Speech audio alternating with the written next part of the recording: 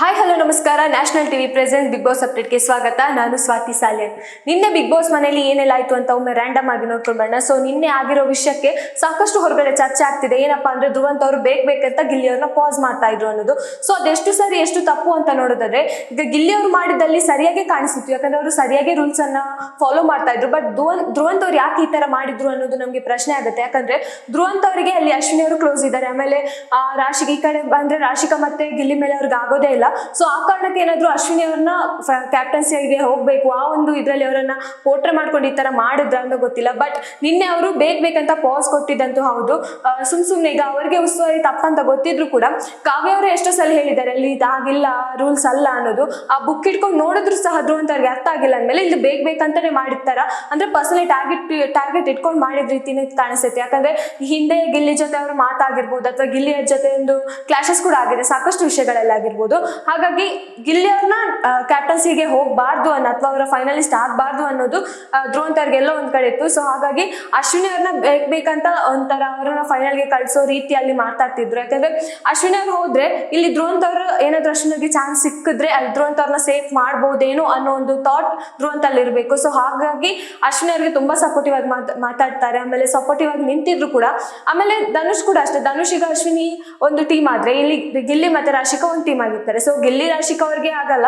So ಹಾಗಾಗಿ ಅಶ್ವಿನಿ ಮತ್ತೆ ಧನುಷ್ ಅನ್ನೋದು ಸೇಫ್ ಮಾಡೋಣ ಅನ್ನೋ ರೀತಿಯಲ್ಲಿ ನಿನ್ನೆ ಮಾಡ್ತಿದ್ರು. ಸೊ ಹಾಗಾಗಿ ಗಿಲ್ಲಿ ಅವರು ತುಂಬಾ ಚೆನ್ನಾಗಿ ನಿನ್ನೆ ಟಾಸ್ಕ್ ಅನ್ನ ಆಡಿದ್ದಾರೆ. ಸೊ ಇನ್ನೂ ಸ್ಪೀಡ್ ಆಗಿ ಅಥವಾ ಧ್ರುವಂತ್ ಅವ್ರು ಏನೋ ಪಾಸ್ ಕೊಡೋದಿದ್ರೆ ಗಿಲ್ಲಿಯೇ ವಿನ್ ಆಗ್ತಿದ್ರು ಅಂತ ಅನಿಸ್ತೈತೆ. ಯಾಕಂದ್ರೆ ನಿನ್ನೆ ಧನುಷ್ಗಿಂತನೂ ಗಿಲ್ಲಿ ತುಂಬಾ ಸ್ಪೀಡ್ ಆಗಿ ಟಾಸ್ಕ್ ಅನ್ನ ಕಂಪ್ಲೀಟ್ ಮಾಡೋದಾಗಿರ್ಬೋದು ಅಥವಾ ಪಜಲ್ ಅಲ್ಲಿ ಕೂಡ ಅಷ್ಟೇ ಬೇಗ ಬಂದಿದ್ದು ಧನುಷ್ ಆಗಿರ್ಬೋದು. ಯಾಕಂದ್ರೆ ಧನುಷ್ ಅವರಲ್ಲಿ ರೂಲ್ಸ್ ಬ್ರೇಕ್ ಮಾಡಿದ್ದಾರೆ, ಬಟ್ ಅದು ಯಾರು ನೋಡಿಲ್ಲ. ಬಟ್ ಕಾವ್ಯ ಅವ್ರು ನೋಡಿ ಅಲ್ಲಿ ಪಾಸ್ ಅನ್ನ ಕೊಟ್ಟಿದ್ದಾರೆ. ಆಮೇಲೆ ಇಬ್ರು ಕೂಡ ಒಂದು ಪಾಸ್ ಅನ್ನ ಇಬ್ರು ಅಂದ್ರೆ ಸ್ಪರ್ಧಿಗಳಿಗೆ ಪಾಸ್ ಅನ್ನ ಕೊಟ್ಟು ಮತ್ತೆ ಟಾಸ್ಕ್ ಅನ್ನ ಕಂಟಿನ್ಯೂ ಮಾಡಕ್ ಹೇಳಿದ್ರು. ಆಮೇಲೆ ಅಲ್ಲಿ ಧನುಷ್ ಅವರು ತುಂಬಾ ಸ್ಪೀಡ್ ಆಗಿದ್ರು. ಆಮೇಲೆ ಗಿಲ್ಲಿಯವ್ರು ಕೂಡ ಧನುಷ್ ಅವ್ರಿಗಿಂತ ಸ್ಪೀಡ್ ಆಗೇ ಮಾಡ್ತಿದ್ರು. ಬಟ್ ಗಿಲ್ಲಿಗೆ ಆಲ್ಮೋಸ್ಟ್ ಎಲ್ಲಾ ಕಡೆ ಪಾಸ್ ಸಿಗ್ತಾ ಇತ್ತು. ಯಾಕಂದ್ರೆ ಧ್ರುವಂತ್ ಅವ್ರು ಬೇಕಂದ್ರೆ ಅಲ್ಲಿ ಪಾಸ್ ಅನ್ನ ಕೊಡ್ತಾ ಇರೋದು ನಾವು ಗಮನಿಸಿದೀವಿ. ಸೊ ಹಾಗಾಗಿ ಗಿಲ್ಲಿ ಅವ್ರಿಗೆ ಪಾಸ್ ಸಿಕ್ಕ ಕಾರಣ ಸ್ವಲ್ಪ ಡೌನ್ ಆದ್ರು ಅನ್ಸುತ್ತೆ. ಆಮೇಲೆ ಸ್ಪೀಡ್ ಕಡಿಮೆ ಆಯ್ತು ಅವ್ರದ್ದು. ಆಮೇಲೆ ಧ್ರುವಂತ್ ಅವರು ಕೂಡ ಬೇಕಂತಾನೆ ಪಾಸ್ ಕೊಟ್ಟಿರೋ ಕಾರಣದಿಂದಾಗಿ ಅಲ್ಲಿ ಗಿಲ್ಲಿ ಅವ್ರಿಗೆ ಇಲ್ಲಿ ಆಟ ಆಡಕ್ಕೆ ಸ್ವಲ್ಪ ಕಷ್ಟ ಆಯ್ತು ಅಂತ ಹೇಳ್ಬೋದು. ಇಲ್ಲಿ ರಾಶಿಕಾ ಅವ್ರು ಚೀರಪ್ ಮಾಡ್ತಾ ಇದ್ರು ಕೂಡ ರಾಶಿಕಾ ಅವ್ರಿಗೆ ಅದು ಸರಿ ಕಾಣಿಸಿಲ್ಲ. ಈಗ ಗಿಲ್ಲಿ ಮತ್ತೆ ರಾಶಿಕಾ ನಡುವೆ ಎಷ್ಟೇ ಜಗಳಗಳಾಗಿರ್ಬೋದು, ಎಷ್ಟೇ ಮಾತುಗಳು ಬಂದಿರ್ಬೋದು, ಬಟ್ ರಾಶಿಕಾ ಒಂದು ಟಾಸ್ಕ್ ಅಂತ ಬಂದಾಗ ಅಥವಾ ನಿನ್ನೆ ಅವ್ರು ಮಾತಾಡಿದ ರೀತಿ ನೋಡಿದ್ರೆ ತುಂಬಾ ಅವರನ್ನ ಮೆಚ್ಚಲೇಬೇಕು. ಯಾಕಂದ್ರೆ ಗಿಲ್ಲಿ ಪರವಾಗಿ ಮಾತಾಡಿದ್ದಾರೆ. ಯಾಕಂದ್ರೆ ಇಲ್ಲಿ ಗಿಲ್ಲಿ ತಪ್ಪೇ ಇರ್ಲಿಲ್ಲ. ಮನೆಯವ್ರು ಎಷ್ಟೋ ಜನ ಹೇಳಿದ್ರು ಕೂಡ. ಆಮೇಲೆ ರಕ್ಷಿತ್ ಅವರು ಕೂಡ ವಾಯ್ಸ್ ರೈಸ್ ಮಾಡಿದ್ರು ಧ್ರುವಂತ್ ಅವರ ವಿರುದ್ಧವಾಗಿ. ಯಾಕಂದ್ರೆ ಅಲ್ಲಿ ಉಸ್ತುವಾರಿ ತಪ್ಪಾಗಿತ್ತು. ಅವ್ರು ಅರ್ಥ ಮಾಡ್ಕೊಂಡಿದ್ದ ರೀತಿನೇ ಬೇರೆ, ಅಲ್ಲಿ ಇದ್ದಂತ ರೂಲ್ಸ್ ಬೇರೆ ಆಗಿತ್ತು. ಸೊ ಹಾಗಾಗಿ ಧ್ರುವಂತ್ ಅವ್ರ ಮೇಲೆ ಮನೆಯವರೆಲ್ಲ ನಿನ್ನೆ ಆಟ ಆಡ್ಬೇಕಾದ್ರೆ ಸ್ವಲ್ಪ ಅವ್ರ ಮೇಲೆ ಸ್ವಲ್ಪ ಬಿಸಿಯಾಗಿದ್ದಿದೆ. ಸೊ ಹಾಗಾಗಿ ಧನುಷ್ ಅವರು ಸ್ಪೀಡ್ ಇದ್ರು. ಆಮೇಲೆ ಧನುಷ್ ಅವರು ಆ ಪಜಲ್ ಇಟ್ಕೊಂಡು ಹೋಗಿ ಅಲ್ಲಿ ಸೆಟ್ ಮಾಡ್ತಿರ್ಬೇಕಾದ್ರೂ ಕೂಡ ಗಿಲ್ಲಿ ಅವರು ಇನ್ನೂ ಅಲ್ಲಿ ಬರ್ತಾ ಇದ್ರು, ಆ ಒಂದು ಪೈಪನ್ನ ಸರಿ ಮಾಡ್ಕೊಂಡು ಬರ್ತಾ ಇದ್ರು. ಬಟ್ ಗಿಲ್ಲಿ ಧನುಷ್ ಅವ್ರಿಗಿಂತ ಸ್ಪೀಡ್ ಆಗಿ ಮಾಡಿದ್ರು. ಬಟ್ ಎಲ್ಲೋ ಒಂದ್ ಕಡೆ ಸ್ವಲ್ಪ ಒಂದು 2 ನಿಮಿಷದಷ್ಟು ಅವ್ರಿಗೆ ಸ್ವಲ್ಪ ಟೈಮ್ ಸಿಕ್ಕಿಲ್ಲ. ಸೊ ಹಾಗಾಗಿ ಗಿಲ್ಲಿ ಅವ್ರು ನಿನ್ನೆ ಸೋಲ್ತಾರೆ. ಆಮೇಲೆ ಆ ಪಜಲ್ ಅರ್ಜೆಂಟ್ ಅಲ್ಲಿ ಮಾಡ್ಬೇಕಾದ್ರು ಆ ಪಜಲ್ ಸರಿಯಾಗಿ ಸೆಟ್ ಮಾಡಿರ್ಲಿಲ್ಲ. ಸೊ ಹಾಗಾಗಿ ಧ್ರುವಂತ್ ಅವರ ಈ ಒಂದು ಅಂದ್ರೆ ಅವರು ಪಾಸ್ ಕೊಟ್ಟ ಕಾರಣ ಅಲ್ಲಿ ಧನುಷ್ ಅವ್ರು ವಿನ್ ಆಗ್ತಾರೆ. ಸೊ ಹಾಗಾಗಿ ಅಲ್ಲಿ ಗಿಲ್ಲಿಗೆ ಒಂದು ಆಪರ್ಚುನಿಟಿ ಮಿಸ್ ಆಗುತ್ತೆ. ಸೊ ಗಿಲ್ಲಿ ಮತ್ತೆ ರಾಶಿಕಾ ಅವರಿಗೆ ಆ ಆಪರ್ಚುನಿಟಿ ಮಿಸ್ ಆಗುತ್ತೆ. ಸೊ ಇವತ್ತು ಅಶ್ವಿನಿ ಮತ್ತೆ ಧನುಷ್ ಅವರಿಗೆ ಒಂದು ಗೇಮ್ ಇರುತ್ತೆ. ಸೊ ಇವತ್ತು ಯಾರು ವಿನ್ ಆಗ್ತಾರೆ ಅವರು ಡೈರೆಕ್ಟ್ ಆಗಿ ಫಿನಾಲ್ಗೆ ಹೋಗ್ತಾರೆ. ಸೊ ಅಲ್ಲೂ ಒಂದು ಕೆಲವಷ್ಟು ಗೊಂದಲಗಳಾಗ್ತಾ ಇತ್ತು. ಆಮೇಲೆ ನಿನ್ನೆ ಒಂದು ವಿಷಯವನ್ನ ನೋಡೋದಾದ್ರೆ, ಇವತ್ತು ಬಿಟ್ಟಿರೋ ಪ್ರೋಮೋದ ಬಗ್ಗೆ ಹೇಳ್ತೀನಿ. ನೆಕ್ಸ್ಟ್ ನಿನ್ನೆ ಕೆಲವೊಂದು ವಿಷಯಗಳಾಯ್ತು. ಅಂದ್ರೆ ಧ್ರುವಂತ್ ಮತ್ತೆ ಗಿಲ್ಲಿ ನಡುವೆ ಸಾಕಷ್ಟು ಜಗಳಗಳಾಯ್ತು. ಅದ್ರ ಬಗ್ಗೆ ನೋಡ್ತಾ ಹೋಗೋದಾದ್ರೆ ಇಲ್ಲಿ ತಪ್ಪು ಯಾರ್ದು ಸರಿ ಯಾರ್ದು ಅಂತ ನೋಡೋದಾದ್ರೆ ಗಿಲ್ಲಿ ತಪ್ಪೇ ಇರ್ಲಿಲ್ಲ. ಅಲ್ಲಿ ಗಿಲ್ಲಿ ಏನೋ ಒಂದು ಹೀಯಾಳಿಸಿ ಮಾತಾಡೇ ಇಲ್ಲ ಅಥವಾ ಒಬ್ಬರನ್ನ ರೇಗಿಸೋ ತರನು ಮಾತಾಡಿಲ್ಲ. ಆ ಒಂದು ಬಿಗ್ ಬಾಸ್ ಏನ್ ಟಾಸ್ಕ್ ಕೊಟ್ಟಿದ್ದಾರೋ ಅದಕ್ಕೆ ಅವರು ಕಾಮಿಡಿ ರೀತಿಯಲ್ಲೇ ಹಾಡು ಬರಿತಾ ಇದ್ರು. ಬಟ್ ಅದನ್ನ ಧ್ರುವಂತ್ ಅವರು ತುಂಬಾ ಟ್ರಿಗರ್ ಆಗಿ ತಗೊಂಡು ಆ ಕಾಮಿಡಿ ಬೇಡ, ನನ್ನ ಜೊತೆ ಕಾಮಿಡಿ ಮಾಡಬೇಡ ಅನ್ನೋದು ಇದು ತಪ್ಪಾಗಿ ಕಾಣಿಸುತ್ತೆ. ಯಾಕಂದ್ರೆ ಧ್ರುವಂತ್ ಅವರಿಗೆ ಕೆಲವೊಮ್ಮೆ ಏನಾಗುತ್ತೆ ಅವರ ಬಿಹೇವಿಯರ್ ಅಂತಾನೆ ಗೊತ್ತಾಗಲ್ಲ. ಒಮ್ಮೆ ಚೆನ್ನಾಗಿದ್ರೆ ಇನ್ನೊಂದ್ಸಲ ಅವ್ರು ಚೆನ್ನಾಗಿರಲ್ಲ. ಒಂದ್ಸಲ ನಗಾಡ್ತಾ ಇದ್ರೆ ಇನ್ನೊಂದ್ಸಲ ಕೂಗ್ತಾ ಇರ್ತಾರೆ. ಒಂದ್ಸಲ ಸಾಫ್ಟ್ ಆಗಿ ಮಾತಾಡಿದ್ರೆ ಇನ್ನೊಂದ್ಸಲ ರೇಗಾಡ್ಕೊಂಡು ಮಾತಾಡ್ತಾರೆ. ಸೊ ಇದೆಲ್ಲ ಬಿಹೇವಿಯರ್ ನಾವು ಧ್ರುವಂತ್ ಇದ್ದು ಮತ್ತೆ ಸೀಕ್ರೆಟ್ ರೂಮ್ ಇಂದ ಹೊರಗಡೆ ಬಂದಾದ್ಮೇಲೆ ಅವರನ್ನ ನೋಡ್ತಾ ಇದೀವಿ. ಈ ಹಿಂದೆ ಧ್ರುವಂತ್ ಅವ್ರು ಏನಾಗಿದ್ರು ಹಾನೆಸ್ಟ್ ಆಗಿ ಪ್ರಾಮಾಣಿಕವಾಗಿ ಆಡ್ತಾ ಇದ್ದಂತಹ ಧ್ರುವಂತ್ ಅವರು ಮತ್ತೆ ಸೀಕ್ರೆಟ್ ರೂಮ್ ಇಂದ ಹೊರಗಡೆ ಬಂದಾದ್ಮೇಲೆ ಸಾಕಷ್ಟು ಬಿಹೇವಿಯರ್ಗಳಲ್ಲಿ ಚೇಂಜ್ ಆಯ್ತು. ಆಮೇಲೆ ಇನ್ನೊಬ್ಬರ ಹತ್ರ ಹೋಗಿ ಅವರ ಚಾಡಿ ಹೇಳೋದು, ಇದು ಧ್ರುವಂತ್ ಅವರ ಪರ್ಸ್ಪೆಕ್ಟ್ ಅಂದ್ರೆ ಅವರ ಪರ್ಸನಾಲಿಟಿ ಅಲ್ಲ. ಇನ್ನೊಬ್ಬರ ಹತ್ರ ಹೋಗಿ ಚಾಡಿ ಹೇಳೋದು, ಅದ್ರಲ್ಲೂ ಮೇನ್ ಆಗಿ ಅಶ್ವಿನ್ ಜೊತೆ ಅವರು ಹೋಗಿ ಡಿಸ್ಕಸ್ ಮಾಡೋದು, ಇದು ಧ್ರುವಂತಿನ ಬಿಹೇವಿಯರ್ ಅಲ್ಲ. ಬಟ್ ಸೀಕ್ರೆಟ್ ರೂಮ್ ಇಂದ ಬಂದಾದ್ಮೇಲೆ ಅವರ ಬಿಹೇವಿಯರ್ ತುಂಬಾನೇ ಸಾಕಷ್ಟು ಬದಲಾವಣೆಗಳನ್ನ ನಾವು ನೋಡ್ತಾ ಇದೀವಿ. ಈಗ ನನ್ಗೆ ಅನ್ಸಿರೋ ಪ್ರಕಾರ ಧ್ರುವಂತ್ ಅವರು ಎಲ್ಲ ಒಂದ್ ಕಡೆ ಮೈಂಡ್ ಗೇಮ್ ಅನ್ನ ಮಾಡ್ಕೊಳ್ಳೋಕೆ ಅಥವಾ ಬಿಗ್ ಬಾಸ್ ಮನೇಲಿ ಹೀಗಿದ್ರೆ ಕಾಣಿಸ್ಕೊಳ್ತೀನಿ ಅಂತ ಅವ್ರಿಗೆ ಮೈಂಡ್ಲಿ ಫಿಕ್ಸ್ ಆಗಿದ್ದಾರೆ ಅನ್ಸುತ್ತೆ. ಸೊ ಆ ಕಾರಣಕ್ಕಾಗಿ ಏನೋ ಒಂದು ಚಾಡಿ ಹೇಳೋದು ಅಥವಾ ಇನ್ನೊಬ್ಬರ ಹತ್ರ ಹೋಗಿ ಹುಳಿ ಹಿಂಟೋ ಕೆಲಸವನ್ನ ಮಾಡೋದಾಗಿರ್ಬೋದು, ಇದು ಸಾಕಷ್ಟು ಧ್ರುವಂತ್ ಅವ್ರು ಮಾಡ್ತಿದ್ದಾರೆ. ಸೊ ಆ ಕಾರಣಕ್ಕಾಗಿ ಧ್ರುವಂತ್ ಅವ್ರ ಈ ಬಿಹೇವಿಯರ್ ಇಷ್ಟ ಆಗ್ತಿಲ್ಲ. ಹಾಗೆ ನಿನ್ನೆ ಕೂಡ ಅಷ್ಟೇ ಗಿಲ್ಲಿ ಅವ್ರು ಏನೋ ಒಂದು ಹಾಡು ಹೇಳ್ತೀನಿ ಅಥವಾ ಹಾಡು ಬರಿತೀನಿ ಅನ್ಬೇಕಾದ್ರೂ ಕೂಡ ಏನೋ ಒಂದು ಜಗಳ ತೆಗಿಬೇಕಲ್ಲ, ಏನೋ ಒಂದು ನಾನು ಕಾಣಿಸ್ಕೊಳ್ಬೇಕಾ, ನಂಗೊಂದು ಫುಟೇಜ್ ಬೇಕಲ್ಲ ಅನ್ನೋ ರೀತಿಯಲ್ಲಿ ಅವ್ರು ಮಾತಾಡ್ತಿದ್ರು.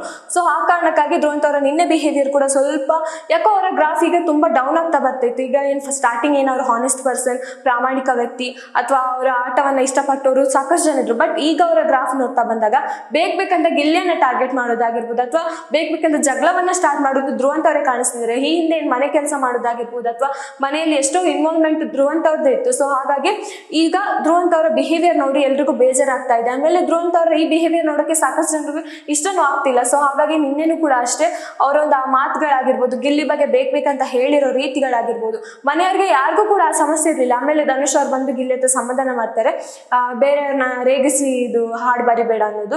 ಆಮೇಲೆ ಗಿಲ್ಲಿ ಅವ್ರು ಹಾಡನ್ನ ಬರಿದ್ದಾರೆ. ಸೊ ಅದು ಹಾಡು ಸಿಕ್ಕಾಪಟ್ಟೆ ಇಷ್ಟ ಆಯ್ತು ನನ್ಗಂತೂ. ಯಾಕಂದ್ರೆ ಆ ಒಂದು ಪಾಯಿಂಟ್ ಆಗಿರ್ಬೋದು ಅಥವಾ ಮನೇನ ಹೇಗೆ ಅವ್ರಿಗೆ ತಲೆ ಆ ಒಂದು ಸಿಚುವೇಶನ್ ಓಡುತ್ತೆ ಅಥವಾ ಅಷ್ಟೆಲ್ಲ ನೆನಪಿಟ್ಕೊಂಡು ಹೇಗೆ ಮಾಡ್ತಾರೆ, ಆ ಸ್ಪರ್ಧಿಗಳಿಗೆ ಮಾತ್ರ ಅಂತಲ್ಲ ಬಿಗ್ ಬಾಸ್ ವಾಯ್ಸ್ ಕೂಡ ಒಂದು ಹಾಡನ್ನ ಹಾಡ್ತಾರೆ. ಸೊ ಅದು ಬಿಗ್ ಬಾಸ್ ಕೂಡ ಮೆಚ್ತಾರೆ ಅಂತ ಹೇಳ್ಬೋದು ಗಿಲ್ಲಿಯವರ ಹಾಡಿಗೆ. ಸೊ ಹಾಗಾಗಿ ಗಿಲ್ಲಿಯವರ ಆ ಹಾಡು ಅಥವಾ ರ್ಯಾಪ್ ಸಾಂಗ್ ಏನಿದೆ ಅದು ಸಿಕ್ಕಾಪಟ್ಟೆ ತುಂಬಾ ಚೆನ್ನಾಗಿತ್ತು. ನಿನ್ನೆ ಮನೆಯವರೆಲ್ಲ ಎಂಜಾಯ್ ಮಾಡ್ಕೊಂಡ್ರು. ಆಮೇಲೆ ಆ ಹಾಡಿಗೆ ಯಾವ ರೀತಿ ಅವ್ರು ಬರೆದ್ರು ಅಥವಾ ಯಾವ ಮೈಂಡ್ ಸೆಟ್ ಅವ್ರಿಗೆ ಇದೆಯಲ್ಲ ಒಂದು ಅದಕ್ಕೆ ನಾವು ಮೆಚ್ಚಲೇಬೇಕು. ಯಾಕಂದ್ರೆ ಅಷ್ಟು ಚೆನ್ನಾಗಿ ಬರೆಯೋಕ್ಕೆ ಸಾಧ್ಯ ಇಲ್ಲ. ಈಗ ಮಾಡೋರಿದ್ದಾಗ ಮಾಡೋರು ಹಾಡು ಹಾಡ್ತಾ ಇದ್ರು ಅಥವಾ ಅವ್ರಿಗೆ ಅನ್ಸಿರೋ ಅವ್ರು ಹಾಡಿರೋ ಹಾಡನ್ನ ಹಾಡ್ತಿದ್ರು. ಬಟ್ ಇಲ್ಲಿ ಗಿಲ್ಲಿಯವರು ಆ ಟೈಮ್ಗೆ ಕ್ರಿಯೇಟ್ ಮಾಡಿ ಹಾಡೋದಿದೆಯಲ್ಲ ಅದು ಸಿಕ್ಕಾಪಟ್ಟೆ, ನನ್ಗಂತೂ ಸಿಕ್ಕಾಪಟ್ಟೆ ಇಷ್ಟ ಆಯ್ತು. ಆಮೇಲೆ ಬಿಗ್ ಬಾಸ್ ಮನೆಯಲ್ಲಿ ಸಾಕಷ್ಟು ಹಾಡುಗಳು ಅಥವಾ ಫ್ಯಾಷನ್ ಶೋ ಆಗಿರ್ಬೋದು, ಹುಡುಗರಿಗೆ ಫ್ಯಾಷನ್ ಶೋ ಮಾಡೋದಾಗಿರ್ಬೋದು ಅಥವಾ ಹುಡುಗಿಯರಿಗೆ ಡ್ಯಾನ್ಸ್ ಮಾಡೋದಾಗಿರ್ಬೋದು, ಈ ಬಿಗ್ ಬಾಸ್ ಸಾಂಗೇನೆ ಮಹಿಳಾ ಸ್ಪರ್ಧಿಗಳಲ್ಲಿ ಡ್ಯಾನ್ಸ್ ಮಾಡೋದಾಗಿರ್ಬೋದು ಅಥವಾ ಓವರ್ ಆಲ್ ಒಂದು ಪಟಾಕಿಯನ್ನು ಸಿಡಿಸಿ ಅಥವಾ ಹೊಸ ವರ್ಷವನ್ನ ತುಂಬಾ ವಿಜೃಂಭಣೆಯಿಂದ ಆಚರಿಸ್ತಾರೆ ನಿನ್ನೆ. ಆಮೇಲೆ ಹೋದ ಸೀಸನ್ ಅಲ್ಲೂ ಕೂಡ ಅಷ್ಟೇ, ಈ ಹೊಸ ವರ್ಷ ಬಂದಾಗ ಸಿಕ್ಕಾಪಟ್ಟೆ ಟ್ರೆಂಡ್ ಆಗಿ ಅಥವಾ ಒಂದು ಕೆಲವರು ಅವರ ಮನಸ್ಥಿತಿ ಅಂದ್ರೆ ಅವರ ಮನಸ್ತಾಪಗಳನ್ನ ಬಿಟ್ಟು ಹೊಸ ವರ್ಷದ ದಿನ ಹೊಸ ದಿನವನ್ನ ಶುರು ಮಾಡೋದಾಗಿರ್ಬೋದು, ಈ ತರ ಮಾಡಿದ್ದಾರೆ. ಬಟ್ ಇವತ್ತು ನೋಡಿದಾಗ ಮತ್ತೆ ಕ್ಲಾಶಸ್ ಆಗ್ತಾ ಇದೆ. ಇವತ್ತು ಕೂಡ ಒಂದು ಆಟದಲ್ಲಿ ಮತ್ತೆ ಕ್ಲಾಶಸ್ ಆಗ್ತಾ ಇದೆ. ಈಗ ಲಾಸ್ಟ್ ಸೀಸನ್ ಬಂತ, ಸೊ ಲಾಸ್ಟ್ ಸೀಸನ್ ಮುಗಿತಾ ಬರ್ಬೇಕಾದ್ರೆ ಸಾಕಷ್ಟು ಜನ ಅವರ ಮನಸ್ತಾಪಗಳಾಗಿರ್ಬೋದು ಅಥವಾ ಈಗ ಒಬ್ಬರ ಜೊತೆ ಒಬ್ರು ಕ್ಲಾಶ್ ನಡ್ಕೊಂಡಿರ್ತಾರೆ. ಸೊ ಅವರ ಜೊತೆ ಜಗಳ ಆಗಿದ್ದನ್ನ ಮರೆಯೋದಂತ ಕೆಲಸ ಆಗಿರ್ಬೋದು. ಬಟ್ ಈ ಸೀಸನ್ ಅಲ್ಲಿ ಇದು ನಡೀತಾ ಇಲ್ಲ. ಇನ್ನೂ ಅವ್ರ ಜೊತೆ ಮನಸ್ತಾಪಗಳಾಗಿರ್ಬೋದು, ಇನ್ನೂ ಜಗಳಗಳನ್ನ ಸ್ಟಾರ್ಟ್ ಮಾಡೋ ರೀತಿ ಕಾಣ್ತಿದೆ. ಸೊ ಇವತ್ತು ಕೂಡ ಅಷ್ಟೇ ಒಂದು ಪ್ರೋಮೋವನ್ನ ಬಿಟ್ಟಿದ್ದಾರೆ. ಆ ಪ್ರೋಮೋದಲ್ಲಿ ಅಶ್ವಿನಿ ಮತ್ತೆ ಧನುಷ್ ಅವರು ಆಟ ಆಡ್ತಿದ್ದಾರೆ.